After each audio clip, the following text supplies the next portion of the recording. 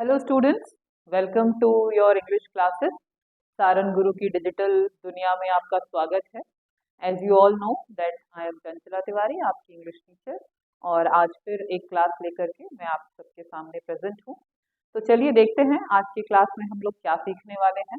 I hope आप लोगों ने इस चैनल को ऑलरेडी सब्सक्राइब किया है, आप इसको लाइक कर रहे हैं, व्यू कर रहे हैं और इससे फायदा ले रहे हैं, बिकॉज ये आपके फायदे के लिए ही बनाया जा रहा है। तो इसलिए आई होप आप इसको पूरी तरह से यूटिलाइज कर रहे हैं।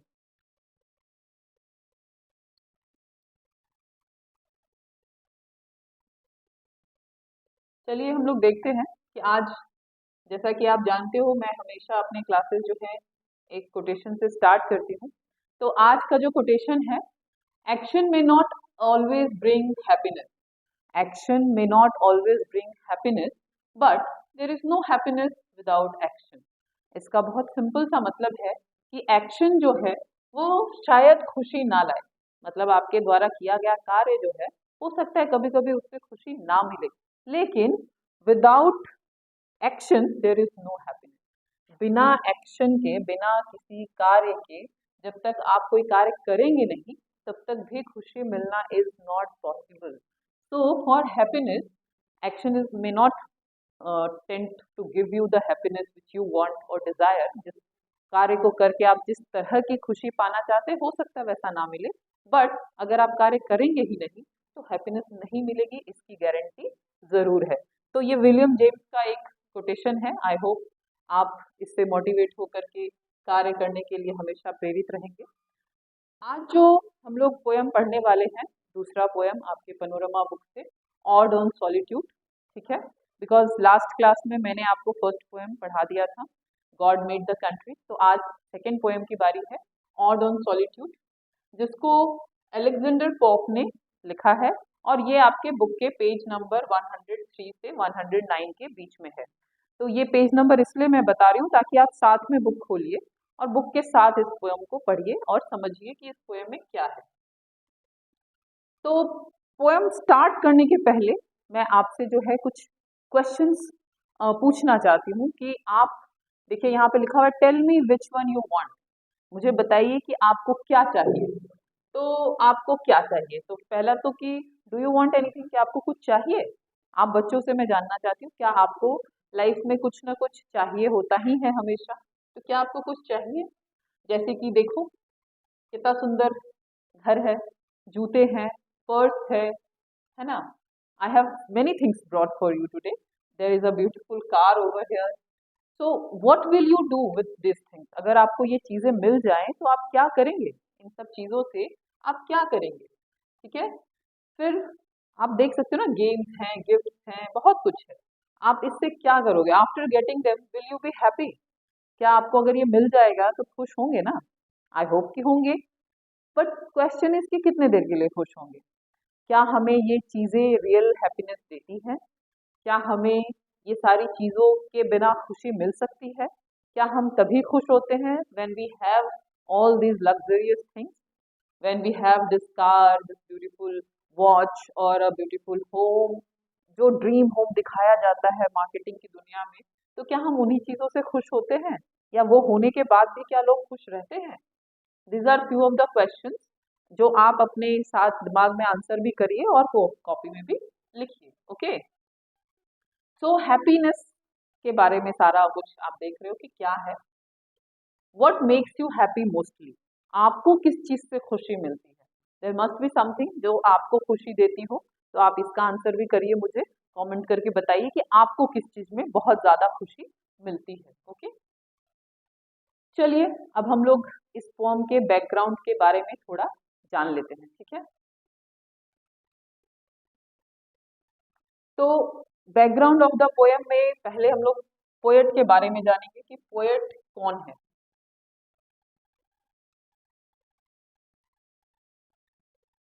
पोयम जो है उसका नाम तो आपको पहले ही मैंने बता दिया, क्या है पोयम का नाम, odd on solitude. Odd on solitude, ये वर्ड ही आपको आई थिंक भी पहले समझ में आ रहा होगा कि ये इसका मतलब क्या है। तो ऑड जो है वो क्या है, it is a Greek word. Greek word है, ग्रीक देश से ये वर्ड आया है, इसीलिए इसको ग्रीक वर्ड कह रहे हैं, जिसका मतलब है कॉरिक सॉन्ग। सॉन्ग यानी तो आप जानते हो गाना, और कोरिक यानी होता है कोरिक जो कोरस में गाया जाता है, जो बहुत से लोग मिलकर गाते हैं ना। आपने बहुत सारा म्यूजिक परफॉर्मेंस अगर देखा होगा तो आपने देखा होगा कि एक सिंगर, मेन जो सिंगर है वो खड़ा है स्टेज पे सेंटर में, और उसके पीछे बहुत से को सिंगर्स हैं जो उसके कुछ राग को गा रहे होते हैं। तो जो गाना सिर्फ कोरस में गाया जाए, बहुत से लोगों के द्वारा मिलकर गाया जाए, those kind of songs are known as choric song. Okay, और ये कहाँ से आया है? ग्रीक वर्ड आया है, ग्रीक से आया है, इसलिए ग्रीक वर्ड है। कौन सा वर्ड? ये ऑड। ठीक है, तो ऑड तो आ गया ग्रीक से।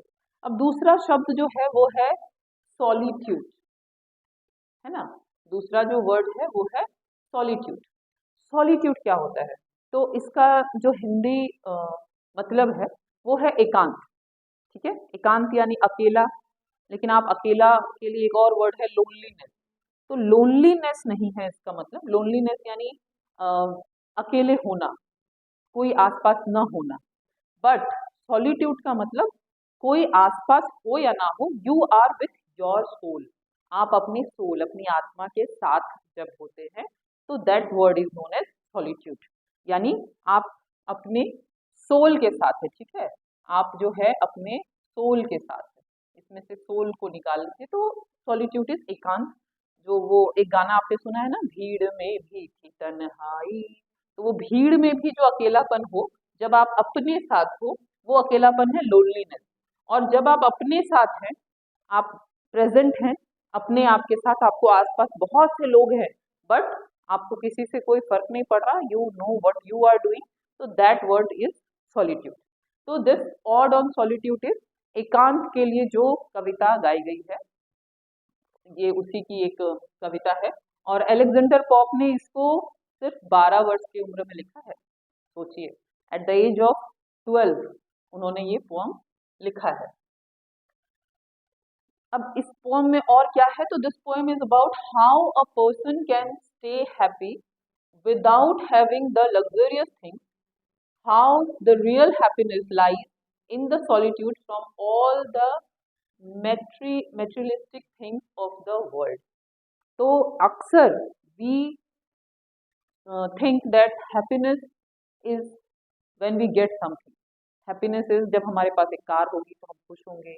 आप बच्चे हैं, साइकिल से खुश हो सकते हैं, फिर आपको बाइक चाहिए होती है, कार चाहिए होती है, 4 BHK चाहिए होता है, लग्जरियस ब्रांड के कपड़े चाहिए होते हैं, तो लगता है कि ये सब ही एक्चुअली खुशी है। लेकिन इस पोएम में बताया है कि हैप्पीनेस जो है, how a person can stay happy, वो हमेशा, आपने ये एहसास किया होगा कभी भी अगर आपने अपने मम्मी पापा से जिद की हो किसी चीज के लिए, तो जब वो चीज मिल जाती है उसके कुछ ही वक्त के बाद आप उस चीज के बारे में सोचना छोड़ देते हो। तो हैप्पीनेस जो है वो बस उस टाइमिंग तक ही अवेलेबल होती है जब तक आप दूसरे किसी और चीज का डिजायर आपके मन में ना आ जाए। उस बीच उसके बाद वो हैप्पीनेस जो उस चीज से मिली थी, मटेरियल से मिली थी, सामान से मिली थी, वो खुशी खत्म हो जाती है। तो इसलिए इस फॉर्म में बोल रहे हैं कि आप स्टे हैप्पीनेस मोड में कैसे रह सकते हो, उसमें कैसे रहना है। तो क्या वो लग्जरियस चीजों के बिना भी हम लोग क्या हैप्पी हो सकते हैं? और रियल हैप्पीनेस कहाँ है? Lies in the solitude. According to the poet, जो रियल हैप्पीनेस है, जो वास्तविक खुशी है, वो कहाँ पे है? वो जब आप अपने सोल के साथ, जब आप अपने साथ रह सकते हैं, खुश रह सकते हैं, तभी आपको जो है वो रियल हैप्पीनेस फील होती है। ठीक है, आप ये पिक्चर देखो, ये है अलेक्जेंडर पॉप। ओके, और इनका जन्म कब हुआ है? 1688 और डाइड इन 1744। तो 1744 में तो ही डाइड। तो ही डाइड मतलब कि ये पोएम जो है उन्होंने 17वीं शताब्दी में लिखी थी। अभी आप 21वीं शताब्दी में हो, तो इतने साल के बाद भी हम लोग इस क्वेश्चन का रियल आंसर ढूंढ रहे हैं कि what is the real happiness, जो उनको 12 साल की उम्र में समझ में शायद आ गया था। ओके, और one of the greatest satirist and a critic. तो ये किस तरह के पोएट है, ये क्वेश्चन भी आपके एग्जाम्स में आ सकता है, ये आपको जानना भी चाहिए। तो ही इज अ सटायरिस्ट। सटायरिस्ट यानी क्या होता है? व्यंग्यात्मक कवि। ठीक है, जो सटायर मारते हैं ना, व्यंग मारते हैं, कि आपको तो बड़ा अच्छा लग रहा है ये वाला, लेकिन एक्चुअली तो इसका कुछ और मतलब है। इस तरह की व्यंग मार के जो बातें आपको कही जाती है, तो he is one of the greatest satirist and a critic. Critic का मतलब होता है आलोचक, जो आपको किसी चीज की सही और गलत तर्क दे करके आपकी आलोचना करके, आपका बुराई करने वाला आलोचक नहीं होता है। बुराई करना एक बात है, और आलोचना में पॉजिटिव नेगेटिव फीडबैक आता है, so that you can improve your self. जब आपके इम्प्रूवमेंट के लिए आपकी आलोचना की जाती है, that is a critic. Okay, that is the difference between a critic और एक बुराई करने वाला जो हर समय आप पे कॉमेंट करते रहे। So he is not a commentator, he is a critic. Okay, famous poetry इनकी क्या क्या है? The rape of the lock, the dunciad and the episode. ये इनके फेमस कुछ पोएम के नाम हैं जो पोएट्री इन्होंने लिखी है, जो आपके बुक में दिया हुआ है। और इससे भी क्वेश्चंस आ सकते हैं कि name few of the poetries by famous poetry by Alexander Pope, तो आप इसको याद रखेंगे। ओके, एंड अदर फेमस इनके कुछ काम है, essay on the criticism and essay on man. ये इनके कुछ बुक्स हैं जिसपे इन्होंने काम किया है। तो ये कुछ पोएट्रीज है जिसपे इन्होंने काम किया है। ओके, ये पोएट्री का है, और ये इनके दूसरे कुछ काम है जो लिखा है इन्होंने, essay on the criticism and essay on man. तो ये कुछ आपको पोएट के बारे में, अलेक्जेंडर पोप के बारे में मैंने बता दिया कि क्या है। आप बाकी पूरा पैराग्राफ दिया हुआ है बुक में, आप उसको रीड करके समझ सकते हो। ठीक है, तो let us see the first stanza of the poem. देखिए, आपको कुछ वर्ड मीनिंग्स जो है वो पहले मैंने बता दे रही हूँ, क्योंकि आप जब पोएम को पढ़ेंगे तो हो सकता है ये वर्ड्स की वजह से आपको वो पोएम उतने बढ़िया से समझ में ना आए। तो इस वजह से आप जो है पहले इस वर्ड के मीनिंग समझ लीजिए। आप देखिए यहाँ पे लिखा हुआ है, फर्स्ट स्टैंजा क्या है आपका? Happy the man whose wish and care a few paternal acres bound, content to breathe his native air in his own ground। Okay, तो फर्स्ट लाइन में ही, फर्स्ट स्टैंजा में ही पोएट ने जो है आपको बताया है कि हैप्पी कौन है, हैप्पी कौन है, हैप्पी द मैन। तो उसके पहले आप देखो कुछ वर्ड्स आए हैं जैसे पैटर्नल। पैटर्नल का मतलब है पैतृक। एकड़ बाउंड, एकड़ जमीन को मापने का एक इकाई है, कितने एकड़ जमीन है आपने सुना ही होगा। हर्ष यानी पशु समूह, जिसमें खास करके गाय भैंस जो दूध हमें देती है, ऐसे मवेशी जो हैं वो आते हैं। अटायर का मतलब होता है पोशाक, this is my attire, what is yours, देख के बताओ। येल्ड यानी उपज, छाया देने वाली जो जगह होती है, येल्डिंग भी होती है, उसका मतलब भी। तो फर्स्ट स्टैंजा है happy the man, happy the man whose wish and care a few paternal acres bound, content to breathe in his native air in his own ground। So this is the first stanza। तो यहाँ first stanza में ही poet happy man को define कर रहे हैं। क्या define है? According to the poet happy man कौन है? तो हैप्पी मैन वो है जिसके विशेस एंड केयर, जिसका ध्यान रखा जा रहा हो, जिसकी इच्छाएं पूरी हो रही हो, और उसके पास क्या है? फ्यू पैटर्नल एकर्स बाउंड, जिसके पास अपने पैटर्नल यानी पैतृक, तो अपना पैतृक कुछ जमीन हो, वो वहां पे बहुत ही आराम से क्या कर रहा है? वो कंटेंट है, ब्रीद कर रहा है। ब्रीद यानी जो हम लोग per day every second breathing सांस लेने की क्रिया करते हैं। और कहाँ सांस ले रहा है? In his native air in his own ground, वो अपने नेटिव प्लेस पे, नेटिव का मतलब है जहां उसका जन्म हुआ है, अपनी जन्मभूमि पे, अपने जमीन पे, अपनी हवा में वो सांस ले पा रहा है, और वो उसमें कंटेंट है। Content is a very easy word to understand but very difficult to get, क्योंकि कंटेंट का मतलब है संतुष्टि। तो मीनिंग तो बहुत आसान है संतुष्टि, बट इसको प्राप्त करना, संतुष्ट होना, कंटेंट होना अपने आप में इज वेरी डिफिकल्ट, इतना आसान नहीं है। हर समय हमारी इच्छाएं जो हैं वो कुछ ना कुछ की होती रहती हैं। एक पूरा होता है तो हम दूसरे चीज की इच्छा कामना करने लगते हैं। तो he is saying, mister Alexander Pope is saying कि हैप्पी मैन कौन है? हुज विशेस, जिसकी जो इच्छाएं हैं और उसकी इच्छाओं का ध्यान रखने वाला कोई हो, उसके पास कुछ अपने पैटर्नल जमीन हो जहाँ वो खेती बाड़ी कर सके, उसके पास जो है संतुष्टि हो, वो अपने जमीन पे, अपने आसपास जहाँ वो पैदा हुआ है वहीं पे बंजारों की तरह इधर उधर बिना घूमे वहीं पे वो सांस ले सके, वहीं पे वो जो है अपने जमीन पे हवा में सांस ले सके, वही खुश रह सके, संतुष्ट रह सके, वो actually according to the poet is a happy man. तो आप इस डेफिनेशन में अपने आप को हैप्पी पाते हो कि नहीं, आप देख लो, ठीक है। नेक्स्ट, इसी स्टेंजा में जो है नेक्स्ट जो लाइन है वो क्या है कि कौन और हैप्पी हो सकता है, तो whose herds with milk, whose fields with bread, whose flocks supply him with attire, whose trees in summer yield him shade, in winter fire। तो पहले वाले में तो उन्होंने कहा कि जिसके पास कुछ जमीन हो और जो अपने जमीन पे ही सांस ले, अपने नेटिव प्लेस, अपने जन्म स्थान पे ही रहे, सांस ले, संतुष्ट रहे, वो खुश है। और कौन खुश है, तो whose herds with milk, whose fields with bread. जब जमीन है तो वहाँ खेती कर रहा है, हर्ड्स यानी पशु समूह, आपको पहले ही बताया गया। तो जो गाय भैंस उनके पास हो, जो उनको दूध दे रहे हो, जो उनको ऐसी जमीन हो जहाँ उनको अपनी उपजा करके अनाज खाने का मौका मिल रहा है, रोटी खा सकते हैं। whose fox supply him with attire, attire यानी है पोशाक, ओके। तो जिसके पास, आपको पता है कि अलेक्जेंडर पोप एक यूरोपियन पोएट है, तो वहां पे ठंड ज्यादा पड़ती है, तो अक्सर जो अटायर उनका होता है, जो वेशभूषा होती है, वो गर्म कपड़ों से बनती है। तो गर्म कपड़े, वुलन कपड़े जो है वो भेड़ के उससे बनाए जाते हैं, खाल से। तो उनके पास अगर फॉक्स है जो कि उनको अटायर सप्लाई कर सके, ठीक है।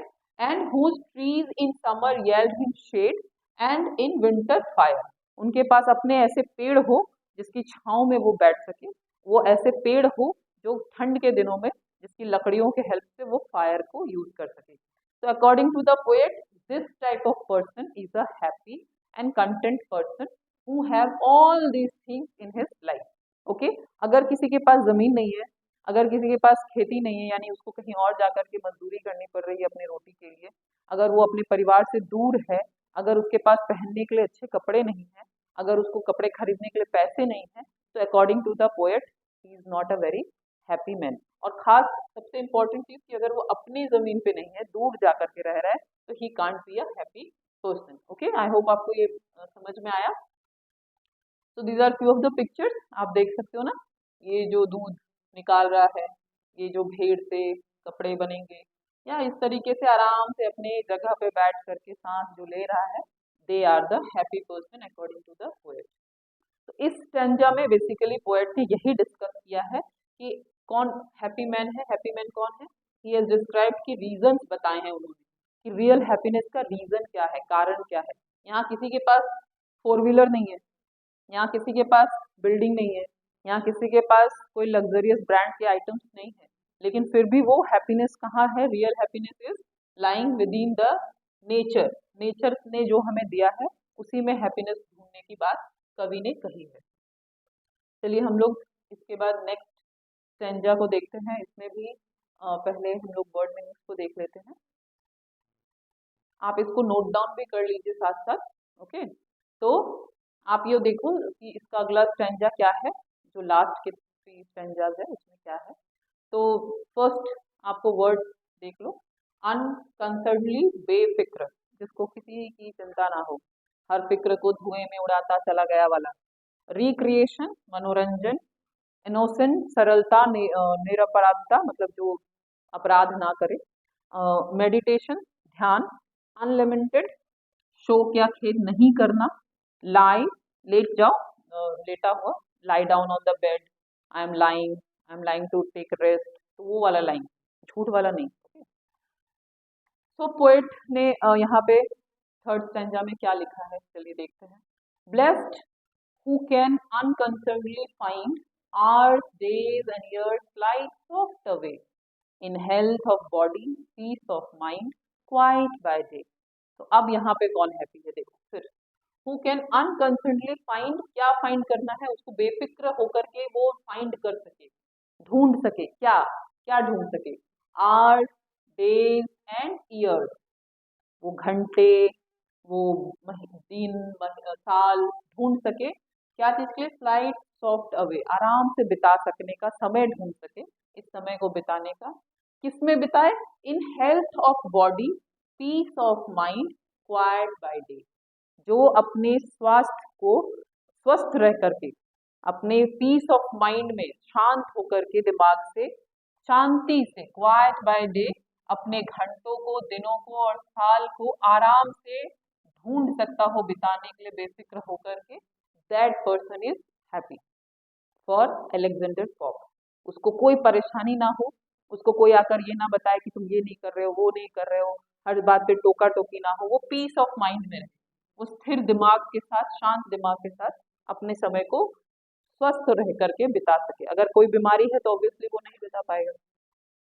Sound sleep by night, study and eat, रात को आसानी से नींद आ जाए, जो आजकल की बहुत बड़ी प्रॉब्लम है कि लोगों को नींद नहीं आती है, बिकॉज ये मोबाइल नाम का जो यंत्र है, महादैत्य है, वो सबके पास है और वो आपको सोने नहीं देता है, और आप सोचते हैं कि आप बहुत परेशान हैं क्योंकि आप उसमें देख रहे हैं कि बहुत कुछ आपके पास नहीं है। तो sound sleep by night, study and eat, आराम से वो पढ़ सके, रात को आराम से सो सके, कुछ पढ़ते पढ़ते भी सो सकते हैं।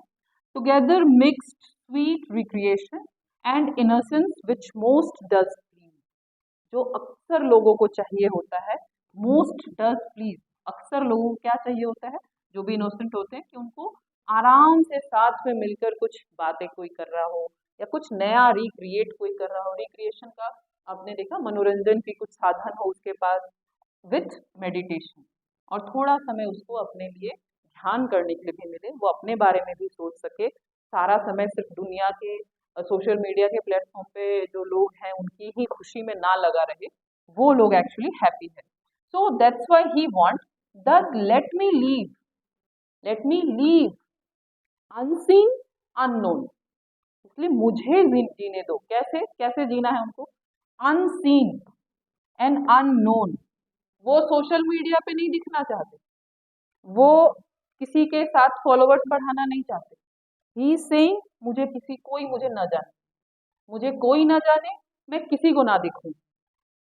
क्यों? क्योंकि वो जो करना चाहते हैं वो करना चाहते हैं, वो नहीं करना चाहते जो बाकी लोग कर रहे हैं। क्योंकि जब आप कहीं दिखते हो तो आप फिर वैसे बिहेव करना चाहते हो जैसे कि बाकी लोग कर रहे हैं। तो पोएट जो है वो कह रहे हैं कि उसमें एक्चुअल खुशी नहीं है, क्योंकि वहां पे आपको कोई और कंट्रोल कर रहा है, वहां आपके हैप्पीनेस की चाबी जो है वो किसी और ताले में लगी हुई है और आप कहीं और ढूंढ रहे हो। आपको लग रहा है कि मैं ऐसा रील बना दूं, मैं ऐसे कुछ पोस्ट कर दूं तो शायद लोग मुझे लाइक करेंगे। वो लाइक का button is very much important for you now a days.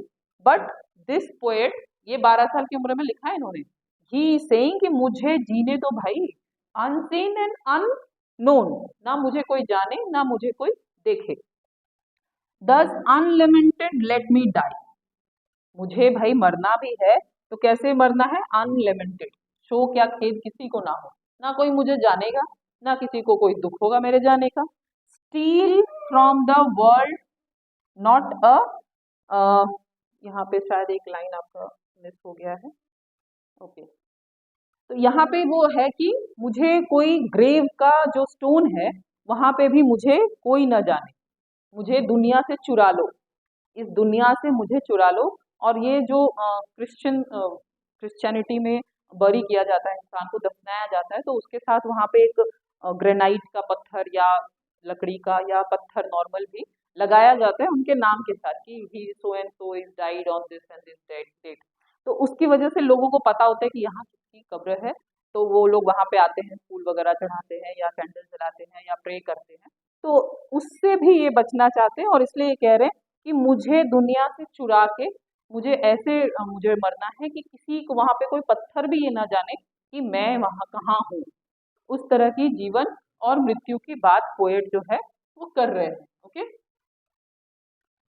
तो इस वाले स्टेंजा में पोएट ने क्या कोशिश की है बताने की?